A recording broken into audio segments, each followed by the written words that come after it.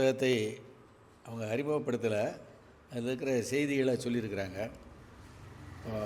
பெண் ஏன் அடிமையானாள் அதுங்கிறது அடிமைப்படுத்தப்பட்டாள், அடிமை அவங்களா ஆகலை, அடிமைப்படுத்தப்பட்டாள்ங்கிற அப்படிங்கிற அது சாதாரணமாக அவர் பொன் தெய்வா சொன்னதை கம்பேர் பண்ணால் நீங்கள் அப்படியே வரும். பட்டியலினத்து மக்கள் கோயிலுக்குள்ளே போகிறதில்ல, அவங்களே போகிறதில்ல. ஏன் போகிறதில்ல முடிவெடுத்துட்டாங்க. அது ரத்தத்திலே அப்படியே போகலாம் அப்படிங்கிற கருத்தே வராது, அந்த கான்செப்டே க்ரியேட் ஆகுது. பெண்களும் அப்படி உருவாக்கப்பட்டிருக்காங்க. அது எப்படி தானாக உருவாச்சா அப்படிங்க பற்றி நீங்கள் விவாதம் பண்ணணும்னு அன்போடு கேட்டுக்கேன். ஏன்னா நிறைய நேரம் இருக்குது, 1 மணி நேரம் இன்றைக்கி காத்தா அந்த நேரத்தை அதிக பேர் வந்தால் இதை பற்றி உரையாட விடணும் அப்படின்னு சொல்லி. அதுக்கு முன்னால் இன்னும் சில இந்த புத்தகம் பார்த்திங்கன்னா ஒரு காலையில் பிடிஎஃப் பண்ணி போட்டிருந்தார். ஒரு ரொம்ப குறைவான புத்தகம் தான் இது. பாரதி புத்தகாலயத்தில் வெளியிட்ட போது இதை வாங்கி படித்தேன். அப்போவே இதை பற்றி விவாதத்துக்கு உட்படுத்தணும் இந்த நூலை. பாரதி புத்தகாலயத்தில் இதை வெளியிட்ட போது இந்த புத்தகத்தில் நீங்கள் எடுத்த உடனே ஒரு 10 தலைப்பில் ஒரு பக்கம் தான் எழுதியிருக்காரு.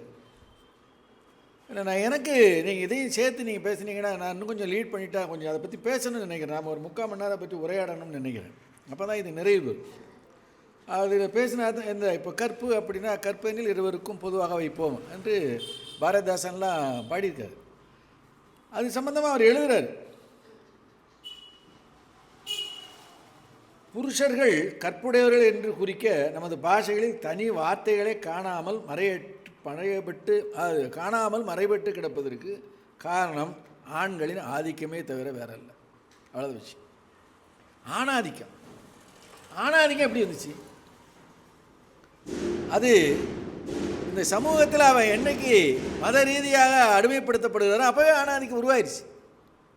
அது எல்லா புராணங்களையும், இந்து மதத்தில் சொன்ன புராணங்கள்லேயும் அதே மாதிரி இதிகாசங்கள்லேயும் பெண்கள் 2வது பட்சம் தான், 1ஆம் நம்பர் கிடையாது. கருத்து ரீதியாக அவர்கள் ஒடுக்கப்பட்டு விட்டார்கள். அந்த ஒடுக்கப்பட்ட கருத்துக்கு அவர்கள் உடன்பட்டு விட்டார்கள். உடன்பட்டதுக்கு பின்னால் நான் சமீபத்தில் ஒரு இட வீட்டு போயிருந்தேன். ரொம்ப முற்போக்கான பகுதி. அங்கே ஒரு தலித்து பெரியவர் உள்ளே வரமாட்டேங்கிறார். ஏங்க வாங்க உட்கார். இல்லை சார் உட்கார், பரவாயில்ல சார். இது எனக்கு ரொம்ப ஆச்சரியமாக இருந்தது. 2 பேருமே முற்போக்கானவர்கள். இது யாரு, என்ன, இது எப்படி செய்யுது, இது என்ன காரணம், எங்கிருந்து இந்த கருத்து உருவாகுது? அவரும் முற்போக்கானவர், இவரும் முற்போக்கானவர். ஆனால் அவர் உட்கார தயாராக இல்லை. இப்போ என்ன நினைக்குமோ என்று அழகாக எழுதுகிறாரு.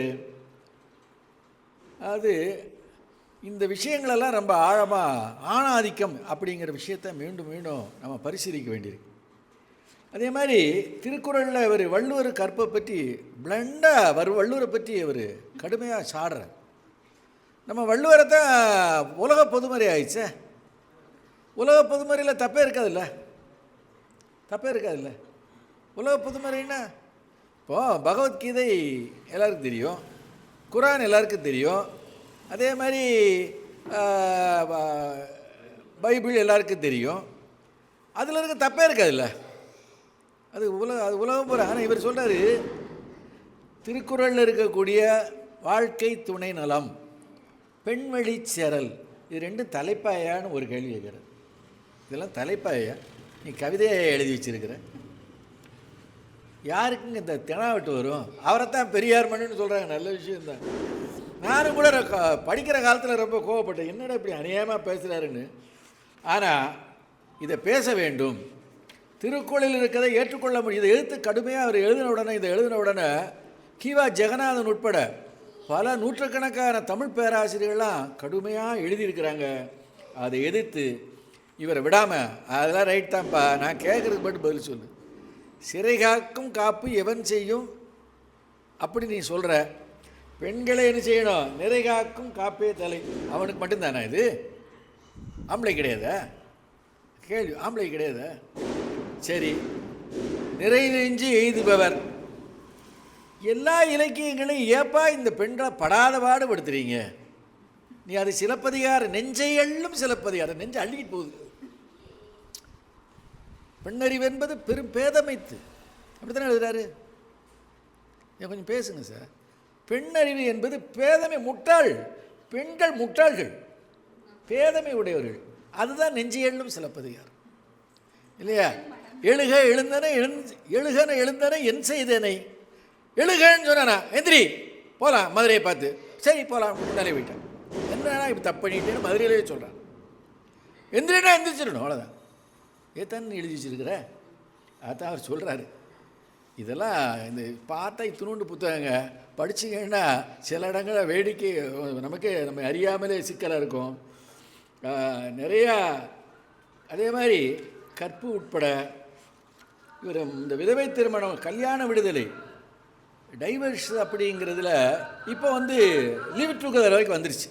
இந்த புத்தகம் எழுதி கிட்டத்தட்ட 96 வருஷம் ஆகுதுங்க.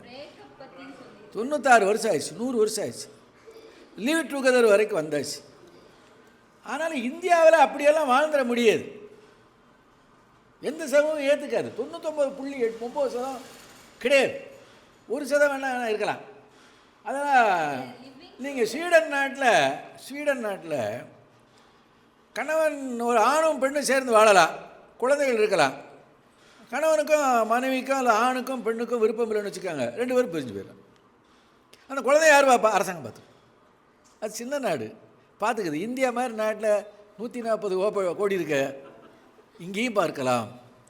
ஆனால் உண்மையான அன்பும் நேர்மை இருக்குமானால் பிரிதல் ஏற்படாதுங்கிறார் இவர்.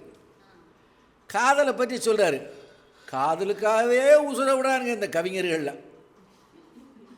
இந்த கவிஞர்கள் இருக்கிறாங்க பாருங்க, காதலுக்காகவே உயிரை விட்டுருவானுங்க. அவ்வளவு காதல்னா அப்படியே உருகிருமா. அவர் எழுதுறார் பாருங்க. இதெல்லாம் நம்ம பெரியார் அதெல்லாம் படித்து பார்த்து கவிஞர்கள் கொஞ்சம் எழுதுனீங்கன்னா இளைய வச்சுவா நல்லது. ஆணுக்கும் பெண்ணுக்கும் தங்களுக்குள் நேரே வெறுத்து சொல்ல முடியாத ஒரு தனி காரியத்திற்காக ஏற்படுவதா அது? அப்படி ஏற்படுமா? ஒரு நாய்க்கு மாதிரி இருவருக்கும் இயற்கையாக உண்டாகக்கூடியது, அது நேச்சர். அக்காதலுக்கு இணையானது உலகத்தில் வேறு எதுவுமே இல்லை. ஒருவருக்குமாக இருவருக்கும் ஒரு காலத்தில் காதல் ஏற்பட்டு விட்டால் பிறகு எந்த காரணம் கொண்டும் எந்த காலத்திலும் அந்த காதல் மாறவே மாறாது. அப்படி நினச்சிட்டு காதலே பாட்டு எழுதுறதும் அத்தான் எழுதுகிறான், சினிமாவும் அதுக்காகவே எழுதுகிறான்.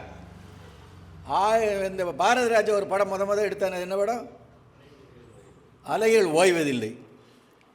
அலைகள் ஓய்வதே இல்லை, காதலும் ஓய்வதில்லை. இவர் என்ன சொல்கிறார்? நான் சமீபத்தில் ஒரு சினிமா பார்த்தேன், இதையும் சேர்த்து பேசுகிறேன். காஸ்ட்னு ஒரு ஆங்கில படம். அவன் ஃப்ளைட்டில் போகிறான், வெளிநாடு போகிறான். அவனுக்கு மனைவி மேலே ரொம்ப பிரியம், அளவு கடந்த பிரியம். ஒரு குழந்தை, அது சின்ன குழந்தை, அது மேலேயும் பிரியம். இவன் போகிறான்னு சொன்னோன்னா அந்த குழந்தைங்க நிறையா பொருள் இவனுக்கு அப்பாவுக்கு வாங்கி கொடுக்குது, நீ நினச்சிக்கா அப்படின்னு. மனைவி நிறைய பொருள் வாங்கி கொடுக்குறான். அவன் மனைவி படத்தை டாலராக போட்டுக்கிறான். போட்டு ஃப்ளைட்டு போகிற வரைக்கும் அவனை அனுப்பிச்சி வைக்கிறாங்க. ஃப்ளைட்டில் போகிறான், ஆக்சிடெண்ட் ஆகிடுது. ஆகி அந்த மிதவையில் போய் தீவுக்கு போகிறான். அது ஒரு குட்டி தீவு, மனுஷனே இல்லாத தீவு. அந்த தீவில் எப்படி உயிர் வாழ முடியும்? அங்கே தான் அவன் அந்த ஆதி மனிதன் எப்படி வாழ்ந்துருப்பாங்கிறத அழகாக காட்டுவார். அங்கே ஒன்றுமே இருக்காது, எதுவும் இருக்காது. இந்த பல்லி பூச்சி எல்லாம் திம்பேன், உயிரோட பசி இல்லை. தேங்காய், ஒரு தென்னை மரம் இருக்குது, அந்த தேங்காயை பிடிச்சி இழுத்து இது பண்ணுவான். தண்ணி கிடைக்காது, தண்ணிக்கு என்ன பண்ணுறேன்னு தெரியாமல் படாத பாடுபட்டு கடலை ஒட்டி இருக்கக்கூடிய ஒரு சின்ன குட்டி தீவு. இதில் உலகத்தில் அந்த பூமியில் நிறையா தீவுகள் இருக்குது. கடைசியில் அப்படியே அங்கே ஏற முடியாது, அப்படி இப்படி பண்ணி ஒரு இடத்துக்கு கொஞ்சம் தண்ணி இருக்க நாக்கால் நக்கி குடிக்கிறது, இதெல்லாம் பண்ணி ஒரு 4-5 வருஷம் அதில் உயிர் வாழ்கிறான். அவன் நெருப்பை சிரமப்பட்டு கண்டுபிடிச்சி அந்த நெருப்பை மலையில் பற்ற வைக்கிறான். அதை பார்த்து எவனாவது நம்மளை தேடி வந்துட மாட்டானா? நம்ம இங்கேருந்து தப்பிச்சிருப்பட மாட்டோமா? அன்னாட தன்னுடைய மனைவி படத்தை பார்க்குறான், குழந்தை படத்தை பார்க்குறான். இந்த குழந்தை பாசத்தை பற்றி அவங்க காலில் சொன்னது எனக்கு ரொம்ப மகிழ்ச்சியாக இருந்துச்சு. இந்த குழந்தை அப்படி கத்திரிக்காய் குழந்தை, அது எனக்கு ரொம்ப அவங்க சொல்கிற விதம் ரொம்ப இயற்கையோடு கலந்த அந்த வார்த்தை. இவன் அவ்வளோ கஷ்டப்பட்டு கிடையாது. ஒரு நாள் ஒரு ஃபைன் மார்னிங் ஒரு இதை பார்க்குறாங்க, எவனோ ஒருத்தர் மாட்டிக்கிட்டானான்னு பிடிச்சி கப்பலில் கொண்டு வந்துடுறாங்க. இவன் நேராக வீட்டுக்கு போகிறான். அவன் மனைவி திருமணம் செய்து கொண்டான். அவங்க மகன் மறந்து விட்டான். இதான் படம், பரிசு பெற்ற படம். இதாங்க இயற்கை, இதாங்க இயற்கை. நீ பாட்டுக்கு பிறந்த நாள்லேருந்து சாகிற நாள் வரைக்கும் மனித ஆண்கள் பெண்கள் புருஷன் செத்தா அப்படியே சாகு வரைக்கும் அப்படியே இருப்பான் நினைக்காத அப்படின்னு பெரியார் சொல்கிறாரு. இயற்கைக்கு போகிறதா சிந்திக்காத. மனிதர்கள் மனங்கள் உணர்வுகள் சிந்தனைகள் தேவைகள் மாறுபட்டிருக்க அங்கீகரி. ஆண்மையோடு அவங்க என்ன செய்யாத, ஒடுக்காத. பெண்களை பெண்களாக வாழ விடு. பெண்களுக்கு உரிமை இருக்குங்கிற விஷயத்த அவன் ஏன் கொடுமைப்படுத்தப்பட்டாளுங்கிறது எழுதுகிறாரு. இதெல்லாம் நம்ம இப்போ சொன்னால் சோலைமகனுக்கு கோபம் வந்துடும். அதனால் இந்த காதல் என்பது இதை பற்றியெல்லாம் யோசிக்கணும்னு எழுதுகிறார். படிங்க, இந்த புத்தகத்தை போய் படிச்சுட்டு அடுத்த விரலற்ற உங்கள் புத்தகத்தை நீ கொண்டு வந்திருக்கிற எழுதுங்க. அதனால் அதேமாதிரி கல்யாண விடுதலை டைவர்ஸுங்கிறது இன்றைக்கு சாதாரணமாக நடக்குது. இது அந்த காலத்தில் மாதிரி இல்லை. அன்றைக்கு டைவர்ஷன் வந்து கிடையாது. கல்லானாலும் கணவன், புல்லானாலும் புருஷன் செத்து போயிடவே வேணும், அவ்வளோதான். புருஷன் செத்து போயிட்டா பொண்டாட்டி செத்து போயிடணும். நீ அந்த காலத்தில் மன்னர் செத்துட்டாங்கன்னா எல்லா பொம்பளையிலும் அவங்களோட வந்து உடன்கட்டி ஏறிடுவாங்க. அன்னைக்கு தான் என்னன்னு பரவாயில்ல. இப்போ சமீபத்தில் ராஜஸ்தானில் சதிமாதா ஒன்று பண்ணாங்கல்ல, சமீப காலத்தில், எனக்கு எந்த வருஷம் நினைவு இல்லை, ஒரு 25-30 வருஷத்துக்குள்ள சதிமாதா. பெண்கள் வந்து அதோட வாழ்க்கையை முடிச்சுக்கணும், ஆண்கள் அது பிரச்சனை. பேடகண்ட அன்றிலை போல் மனைவி செத்தால் பெருங்கிழவன் காதல் செய்ய பெண் கேட்கின்றான் அப்படின்னு நான் படித்தது. சுப்பிரமணிய வாத்தியார் சொல்லு. பேடகண்ட அன்றிலை போல் மனைவி செத்தால் பெருங்கிழவன் காதல் செய்ய பெண் கேட்கின்றான். பாடாத தேனி உலவா தென்றல் பசியாத நல்வயிறு பார்த்ததுண்டா. யார் எழுதுனது? பாரதிதாசன். பாரதிதாஸ் சொல்கிறாரு, மனிதர்கள்டா, அவள் பெண்ணடா, அப்படி எங்கேயாவது இருக்குமா உலகத்தில்? மறுமணம் செய்வதற்கான இதில் எழுதுகிறார். இது நீங்கள் 1934 எழுதினான இந்தியாவில் இருக்கக்கூடிய குறிப்பாக இந்த மதத்தையே கட்டி ஆளக்கூடியவங்க என்ன குதிச்சிருப்பாங்க. இதுக்கு இவர் எழுதின புத்தகத்துக்கு பதில் புத்தகங்கள் வந்தவை பல ஆயிரக்கணக்கான பக்கங்களில் புத்தகங்கள் வந்திருக்குது. இதோடு முடிச்சுக்கிட்டு நீங்கள் இதெல்லாம் சொல்லணும். இவர் ஆசை என்பது ஜீவ சுபாவமானது. மனிதனுக்கு ஆசை என்பது மனித உயிரோடு கலந்திருப்பது. அதை நீ எடுத்துக்கொள்ளாதே, இயற்கையான சுபாவம் என்று எடுத்துக்கொண்டு வாழ பழகிக்கொண்டு ரொம்ப முற்போக்காக செஞ்சுட்டு இருக்கிறாரு. அதே போல் மறுமணத்தை பற்றி இன்றைக்கி அது சாதாரணமாக நடக்குது. மெட்ரிமோனியல்லாம் வந்தாச்சு, ஜாதி ரீதியான மெட்ரிமோனியலையும் ஜாதி ரீதியான மெட்ரிமோனியல். இங்கே கோனார்களுக்கு திருமணம் செய்து வைக்கப்படும். பின்ன ஜாதி ரீதியான மெட்ரிமோனியல்ஸ். பிள்ளைமாரெலாம் ஒன்றா சேரு, எல்லா பிள்ளைமாருக்கும் சேர்த்த மெட்ரிமோனியல் எல்லாம் அதெல்லாம் வந்தாச்சு. அப்பவும் விட்டுக்கூட மாட்டான்.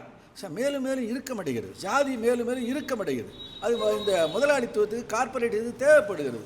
அதை சரியாக அவன் செய்கிறான். இவனும் அதனுடைய வழியில் என்ன செய்கிறான்? நான் அப்போ முதல்ல சொன்ன பாருங்கள், அதில் போயிட்டே இருக்கான். ஆனால் இப்போ பெரியாருடைய சொந்த வாழ்க்கையில் நடந்ததில் ஒன்று குறிப்பிடுறாரு. அவங்க தங்கச்சி, இவர் வந்து பலிஜா நாயுடு வகுப்பை சேர்ந்தவர், கர்நாடகாக்காரர். அவங்கெல்லாம் அவங்க பெண்கள்லாம் கோஷா போடுவாங்க. முஸ்லாமியர் மட்டும் இல்லை, அவங்க பெண்களும் கோஷா போடுறவங்க, யார்கிட்டையும் பேச முடியாது. இவருடைய செல்வந்தர் தனவந்தர். இவங்க வீட்டில் பெண்களே இவங்கள்ட்ட பேச மாட்டாங்க, பயப்படுவாங்க. அவ்வளோ ஒடுக்கப்பட்டவர்கள். அவங்க தங்கச்சி, இவருக்கு இப்போ பிரியமான தங்கச்சி இறந்துடுறாங்க. அவங்க கணவர் இறந்துறாரு. அவங்களுக்கு ஒரு பெண் குழந்தை. எல்லாரும் ரொம்ப வருத்தப்படுறாங்க. ஐயோ, சின்ன வயசுலேயே இறந்துச்சே அப்படின்னு.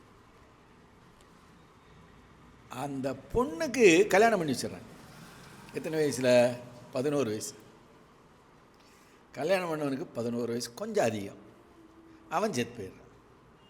செத்து போன உடனே ஒரு 1000 பேர் தேடுறாங்க. இது அவர் கதை இல்லை, அவர் சொந்த வாழ்க்கையில் எழுந்தது.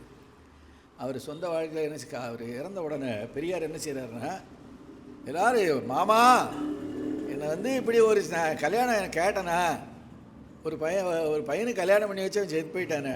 அந்த பொண்ணு வயதுக்கு வரவில்லை. அது அதை விட கொடுமையாக 1934 எழுதும்போது ஏதோ வெளிநாட்டில் நடந்ததில்லை. இந்த மதத்தினுடைய பிடி எவ்வளோ வலுவாக இருக்குன்னு பாருங்கள். அப்போ என்ன செய்கிறாங்கன்னா, 1000 பேர் அழுகிறாங்க. எல்லாம் செஞ்சுட்டு அம்பாட்டு போயிடுறான். இந்த பெண் விதவை ஆகிறான். வெள்ளச்சலை, சின்ன பிள்ளை. அதுக்கு பின்னால் அது வயதுக்கே வருது. இவருக்கு மனசுக்குள்ள அப்போவே இந்த பிள்ளை கல்யாணம் பண்ணி வச்சிடணும், எப்படியாவது கல்யாணம் பண்ணி வச்சிடணும்னு மனைவியோட தங்கச்சி தம்பியை பிடிச்சி, டேய் இந்த பிள்ளைய கல்யாணம் பண்ணிக்கடான்னு சொல்கிறாங்க. பணக்காரராக இருக்கார், அவரும் பணக்காரரு. இவர் என்ன பண்ணுறாங்கன்னா சிதம்பரத்துக்கு அனுப்பிச்சி வச்சு அந்த பிள்ளைய தனியாக அனுப்பிச்சி வச்சு இவரையும் தனியாக அனுப்பிச்சி வச்சு, ஏன்னா இவர் போனான்னா சந்தேகப்பட்டால் போடுவாங்க, ஒரு மாதிரி இப்போ ஏட்டிக்கு போட்டியாக பேசுகிற ஆளாக இருக்காங்க, இதான் கல்யாணம் பண்ணி வச்சிட போகிறேன் அப்படின்னு பண்ணி அங்கே போய் அனுப்பிச்சி வச்சிடறாங்க. திருமணத்தை பின்னால் அனுமதிக்கவே இல்லை, இருந்தாலும் அந்த திருமணத்தை நடத்தி இருக்கிறார். அதாவது வாயில் பேசலை, அவர் செயல்படுத்தி காட்டியிருக்கார். அன்றைக்கே செயல்படுத்தி காட்டியிருக்கிற விஷயமெல்லாம் அந்த புத்தகத்தில் இருக்குது. சின்ன புத்தகம் தான், இதை படிங்க, அவசியம் படிங்க. அதே மாதிரி விதவைகள் தான் அந்த பாட்டு சொன்னது அதே தான். இந்த விஷயங்களை உள்ளடக்கி இந்த புத்தகத்தை நான் பாரதி புத்தாலயத்தில் வாங்கின போது முதலே நாங்கள் இதை இந்த மாதிரியான ஒரு 10 பேர் சேர்ந்து விவாதத்துக்கு உட்படுத்தி இருக்கிறோம். இதில் ஒவ்வொரு தலைப்பையும் ஒரு நாள் பேசலாம். ஒரே பக்கம்தான் இருக்குங்க ஒரு தலைப்பு, அதை ஒரு நாள் பேசலாம். சொத்துரிமை, இன்றைக்கி பெண்களுக்கு சொத்துரிமை வந்துருச்சு, அன்றைக்கி அது இல்லை. அதே மாதிரி பலதார மனம். தசரத சக்கரவர்த்தி 60,000 பெண்கள் மனைவி இருந்தாங்க அப்படிங்கிறத ஒத்துக்கிறாங்க. இப்போ நம்ம காலத்துக்கு முன்னதெல்லாம் சாதாரணமாக கிராமத்தில் இருக்கக்கூடிய நிலச்சுவார்ந்தார்கள் உயர் ஜாதிக்காரங்களுக்கு 3 பொண்டாட்டி 4 பொண்டாட்டி சாதாரணமாக இருந்துச்சு. கடவுளுக்கு நிறைய பொண்டாட்டி.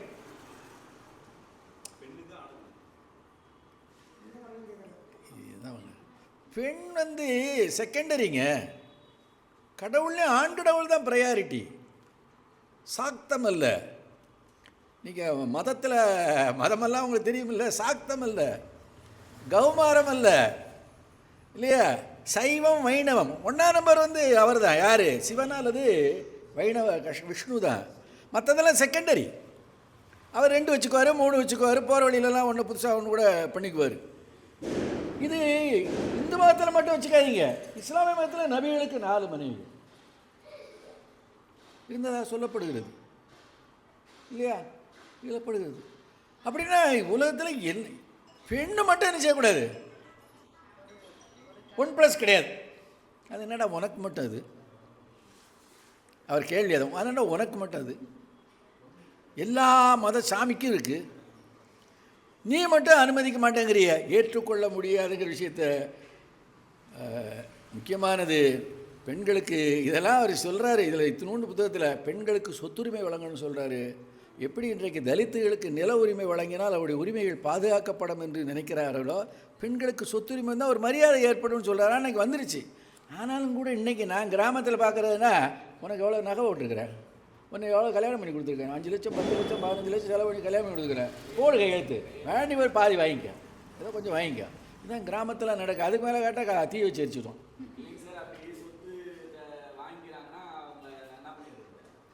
ஏதோ ஒன்று பண்ணுவோம் பாருங்கள். இவைகளெல்லாம் ஆமாம், இவைகளை எல்லாவற்றையும் இந்த புத்தகத்தில் எழுதியிருக்காரு.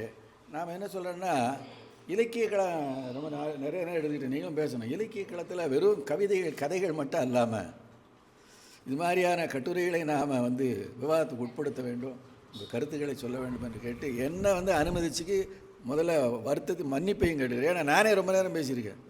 இந்த கதை இந்த புத்தகம் ரொம்ப முக்கியமான. கல்லூரியில் படிக்கிற காலத்தில் இருந்தே இது விவாதத்துக்கு அந்த தமிழ் பேரவை இருக்குமில்ல, தூள் பறக்கும். தூள் பறந்த காலம் உண்டு. திமுகவினுடைய வளர்ச்சி காலம், திகாவினுடைய வளர்ச்சி காலம்.